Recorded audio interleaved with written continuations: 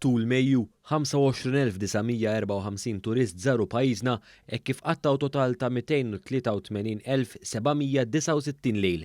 Dan ħareġ minn statistika mill-Uffiċċju Nazzjonali tal-Istatistika hekk kif ġie spjegat li b'kollox l-infiq ta' dawn it-turisti laħħaq li 21 miljun u 100,000 euro. Fil-fatt l-istatistika turi li 20,105 turist żaru pajjiżna għal skop ta' vaganza fil-waqt li 4,126 ġew hawn għal negozju jew xogħol. Kważi nofs it-turisti, 46.3%, kellhom bejn 25 u 44 sena, fil-waqt li 27.7% kellhom bejn 45 u 64 sena. 46.1% tat-turisti kollha kienu Franċiżi jew Taljani.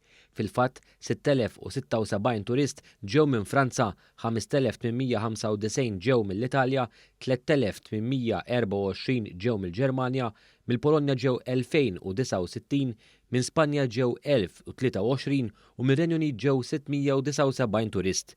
It-tul medju ta' żmien tat-turisti f'pajjiżna kienu ta' 10.9 lili, b'kollox 59.7% għattaw l-lili tagħhom fi stabbilimenti ta' akkomodazzjoni fil-waqt li 31% għadu f'akkomodazzjoni kollettiva, 28.8% għadu f'akkomodazzjoni mikrija. 23,556 turist waslu f'Malta permezz tal-ajru fil-waqt li 2,398 ġew permezz tal-baħar. B'kollox 23,000 persuna ġew mill-Unjoni Ewropea, bi 19,113 ġew mid-żona euro. 2,954 persuna ġew minn barra l-Unjoni Ewropea.